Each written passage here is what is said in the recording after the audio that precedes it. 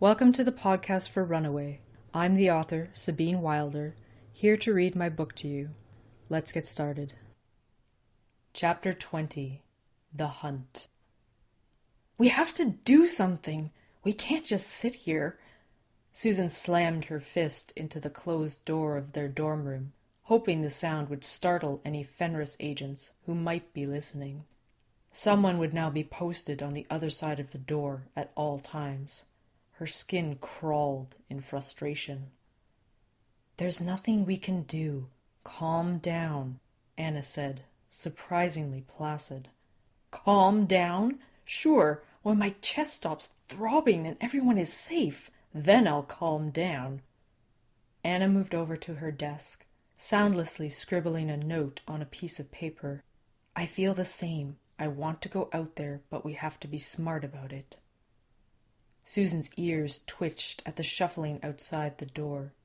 She nodded. "I know it's hard, but what do you want to do?" Anna continued the charade.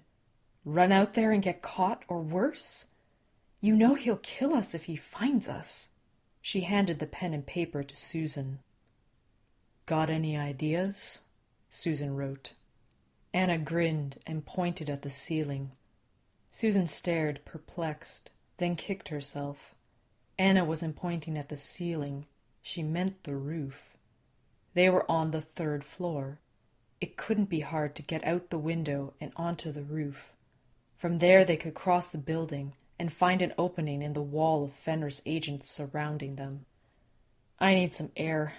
This is killing me." Susan crossed the room and ripped the window pane up.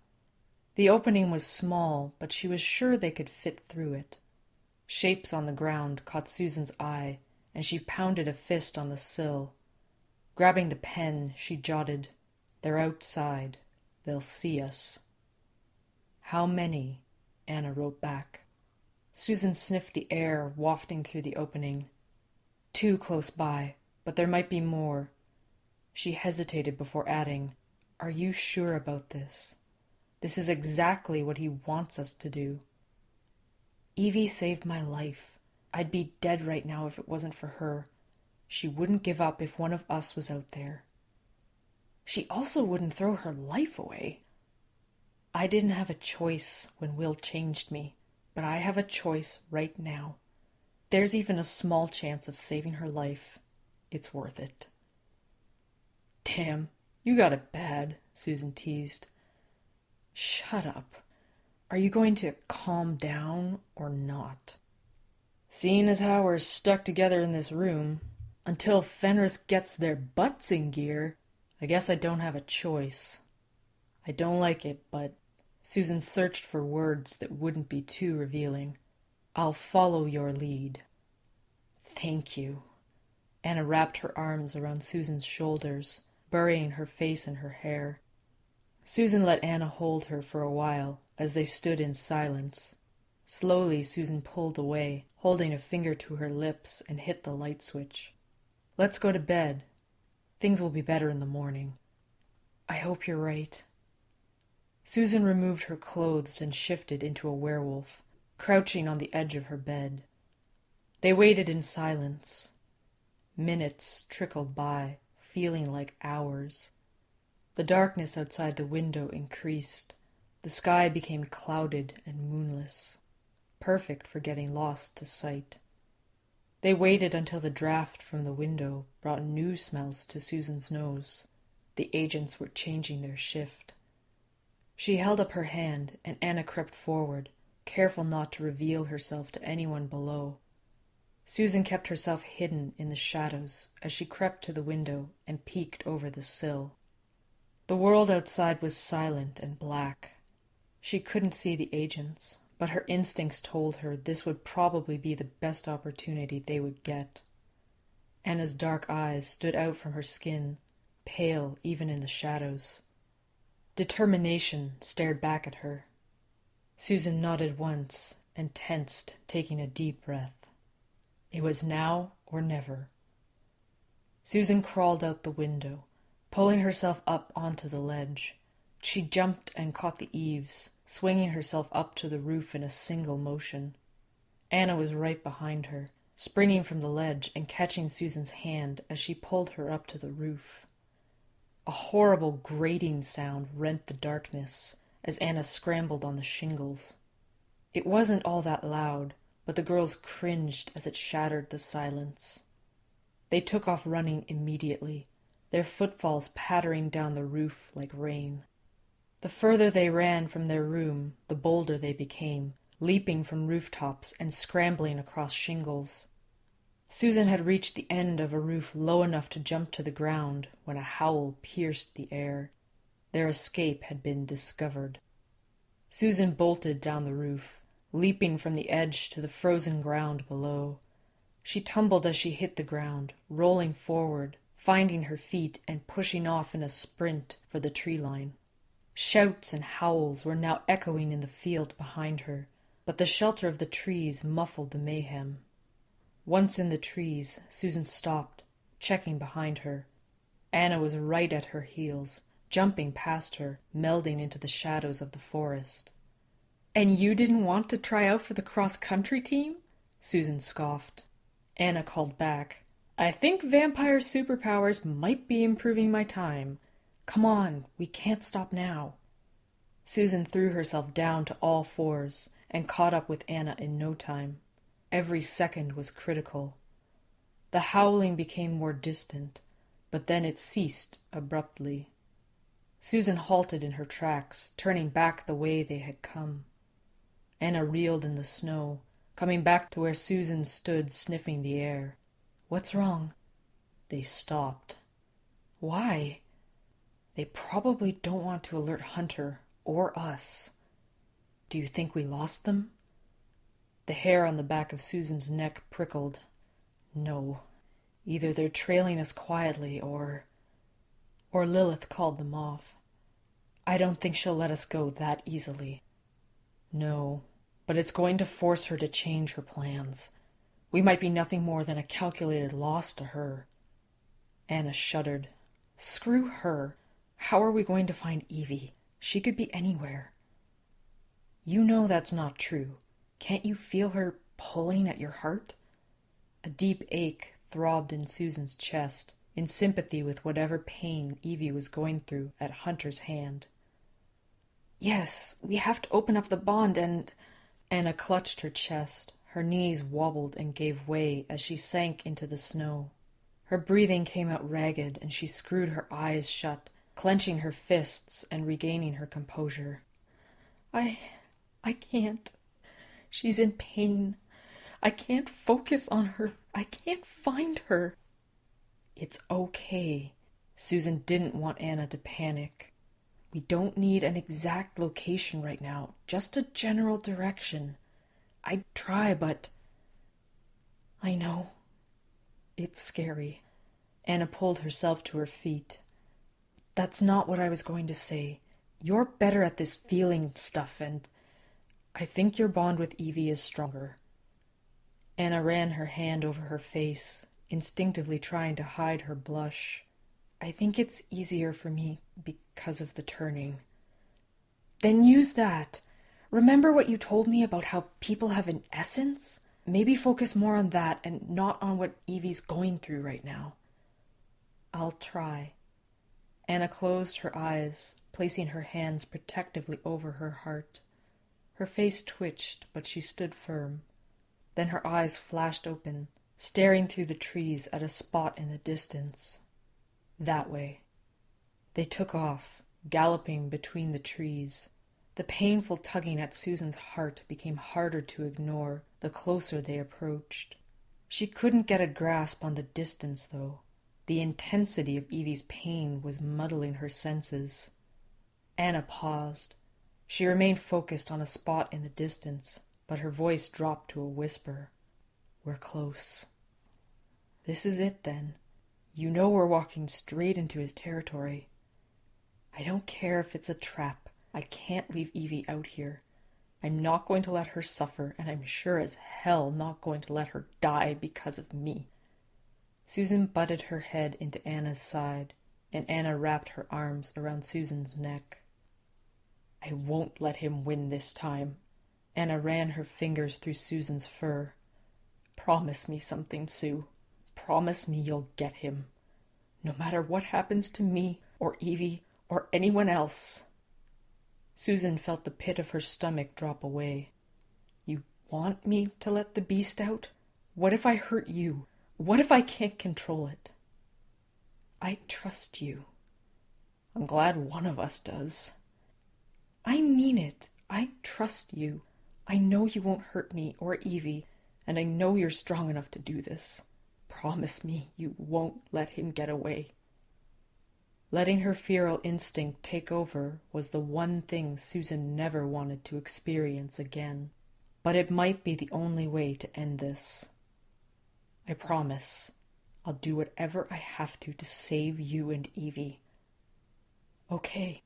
Anna pulled back, wiping tears from her eyes. "I have an idea. Let me go in first. I'll distract him." "But you're the one he wants." "Exactly. He'll be too focused on me to care about anything else. While he's distracted, you come up from behind. He can't take on both of us at once." "I don't like this. Do you have any better ideas?" Susan took a deep breath, the cold air burning her lungs. "No." "This is it, then. The boys are probably under lock and key, and no one is going to save us. It's all up to us."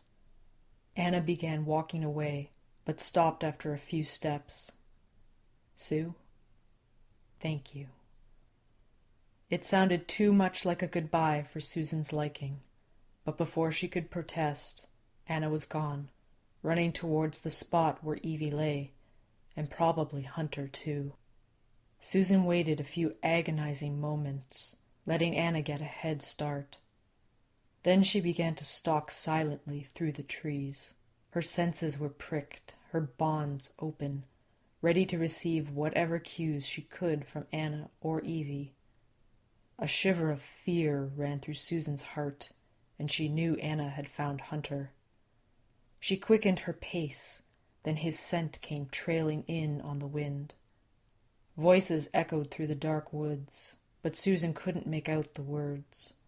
She approached from downwind, coming to the edge of a hollow where a fallen tree had torn a hole in the canopy of branches, revealing the sky above. The clouds had moved on, leaving a trail of stars in their wake, dimly lighting the clearing.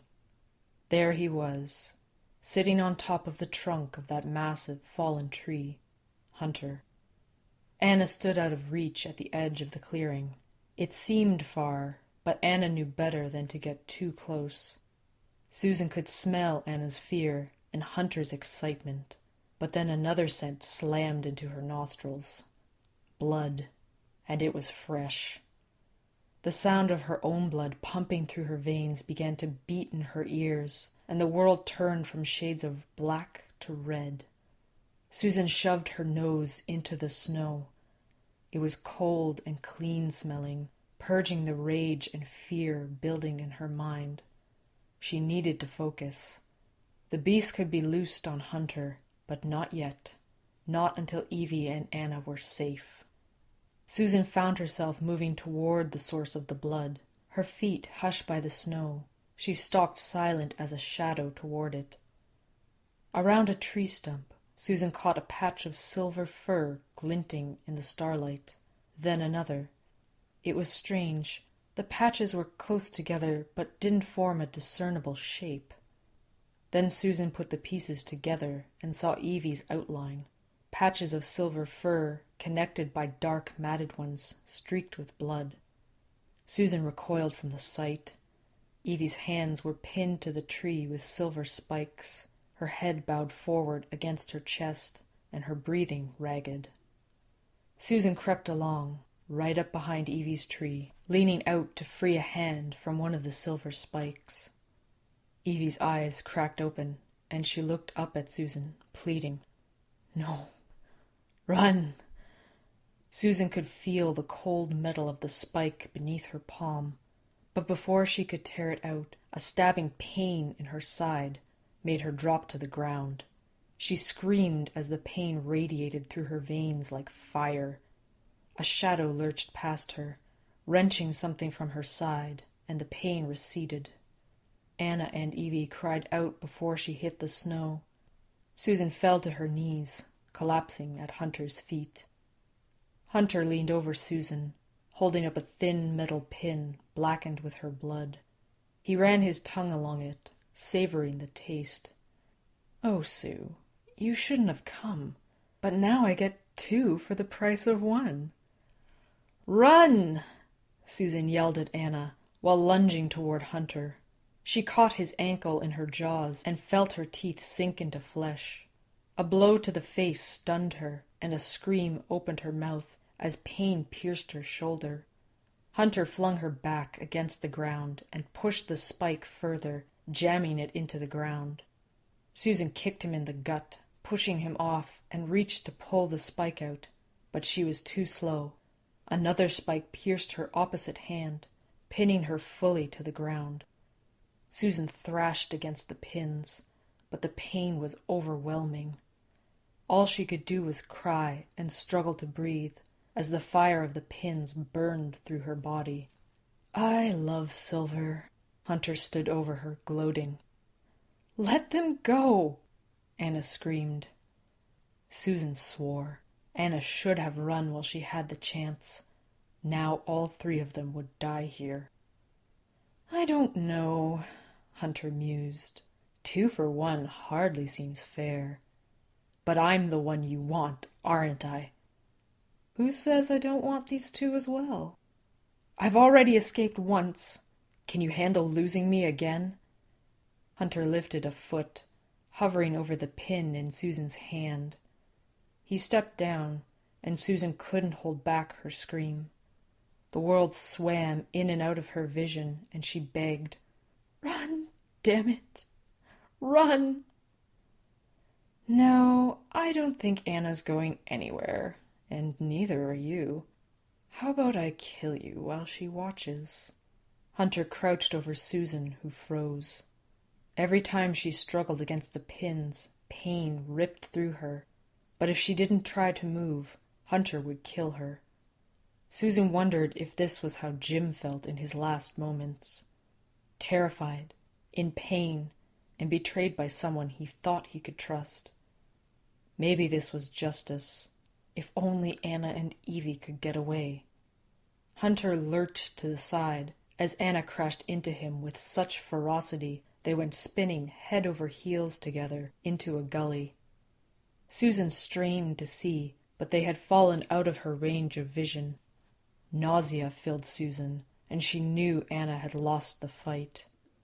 The struggling subsided, and Hunter emerged from the trees, tossing Anna down beside where Susan lay. "Get off her! Don't touch her!" A new wave of rage washed over Susan. Hunter pounced on Anna's back, pinning her hands to the ground. Disgust fueled Susan's rage. He was playing with them like toys. "You're a sick bastard, you know that?" "You have no idea." Hunter grinned wickedly, as the low light reflected in his eyes like an animal's. "I'm sorry, Sue. It's been fun, but I think it's time to finish the game." "No!" Susan howled, tearing her flesh against the pins, but they burned and sapped her strength, forcing her to stay down. She tilted her head back, looking up at the stars, her vision blurring with tears. "Oh, God, I'm sorry. Anna, Jim, I'm so sorry. Nobody should die like this." In that moment, everything went still, and Susan felt Evie and Anna beside her. They were both terrified, screaming in fear and pain. She could hear them calling, feel the waves of panic emanating from them, but somehow Susan felt detached. These expressions of fear and pain weren't them. For the first time, she had a clear sense of their essence, only because Hunter was about to destroy it. Susan's inner beast stirred, but it was unlike anything she had felt before. Fear and anger brought out a raging beast from inside her, But what was trying to surface now was completely different. Warmth spread from her heart, flowing through her veins, fighting against the searing pain from the pins. She might still be a slave to the beast, but it was stronger than fear or anger. The beast could run on other emotions, like the love welling in her heart. Hope bloomed, and Susan felt its cooling presence in her blood. Hunter's mouth dipped toward Anna's neck. Anna's eyes widened in fear, but Susan reached out to her with all the love and hope in her heart. It didn't matter that she couldn't physically move. She and Anna were connected by something deeper.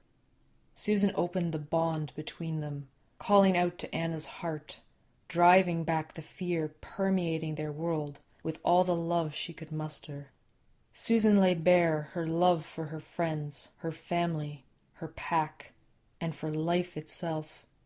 In that moment, she was surrounded by peace, despite the chaos around her. She reached out with her bond and shared it with Anna and Evie. Hope glinted in Anna's eyes, and an understanding passed between them.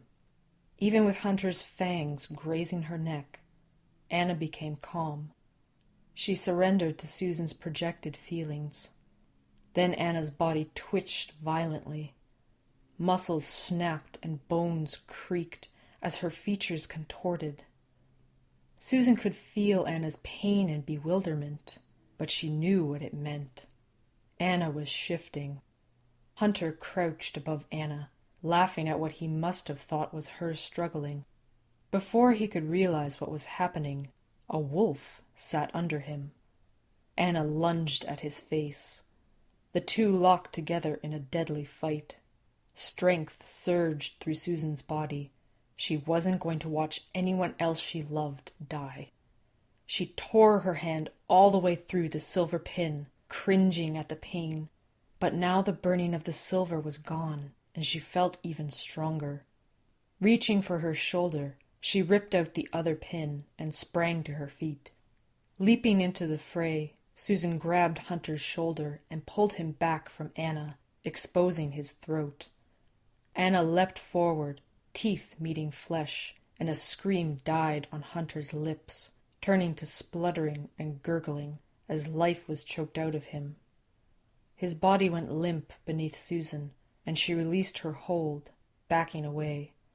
She tripped and fell, too exhausted to steady herself. The ground was cold against her bare skin. Susan looked at her hands, realizing she was human again. The beast had released her. Susan stared at the scene before her. The dark wolf that was Anna finally released Hunter's neck from her jaws. They both watched the mangled body, afraid it might spring to life once more. But it remained still. Just like that, Hunter was dead. He couldn't hurt them any more. Anna leaned her head back and let out a howl. Susan didn't take her eyes from the corpse until a cold nose poked her leg. She ran her hands through Anna's fur, making sure she was real. Her black fur seemed to absorb all the light around them, and amber eyes sparkled back at Susan. She pulled Anna into a big hug and went to bury her face in the wolf's fur, but Anna pulled away and trotted over to the tree stump. "Evie!" Susan sprang to her feet, almost falling over, but found her balance and shifted into a werewolf at the same time, covering her body in warm fur again. Susan managed to scramble over to where Evie was pinned. Susan yanked out the silver pins. Evie flinched with every withdrawal, but then her muscles relaxed, and relief flooded her face. With the last pin out, she slumped forward, holding her wounded hands close to her body. Anna nuzzled gently at Evie's arms and began to lick the wounds. Evie stared at her in awe, then at Susan. "I can't believe it. How did you do it?" She pushed Anna back, catching her breath as her brows knit together. "And how could you both be so stupid? You could have been killed." "We could say the same to you. How could you go off like that without telling anyone? Without taking all of us with you? We're a family now. You can't escape us, Evie." Anna grumbled something unintelligible in agreement. Evie laughed, her voice ringing through the trees in sheer relief. "Like mother, like pups, I guess." Evie tried to get to her feet, but faltered and slumped back down into the snow. Susan went to hold her up, wrapping her arms around Evie's shoulders. Anna pushed up against her side as well, and the three of them sat, holding each other, until howling began in the distance. "Sure, now they come, after the danger's over." Evie winced, extracting herself from the girls to sit upright on her own. "Do you think we'll be in trouble?" Susan laughed. "When are you two not in trouble?" Evie grumbled. "Not that it matters. We have each other, so everything will be all right." "I hope so." Susan let the thought trail off through her spinning head. She couldn't shake the feeling that danger was still present, even though Hunter was dead. Her mind kept drifting back to that moment between life and death, when she was able to open her heart. She wasn't sure what she had stumbled upon, but she knew it was the most powerful and moving thing she had ever known. Her changing world stood still in the dark, waiting for that power to find its way through her again. That concludes Chapter 20 and the podcast for Runaway. I'm Sabine Wilder, and I'd like to thank you for listening. For more information about me or Runaway, you can visit SabineWilder.com. Please let me know what you think of Runaway. You can rate this podcast, leave a comment, or email me at sabine@SabineWilder.com. Every comment and review means a lot to me, so I'd love to hear from you. One last time, thank you for listening, and have a pleasant night.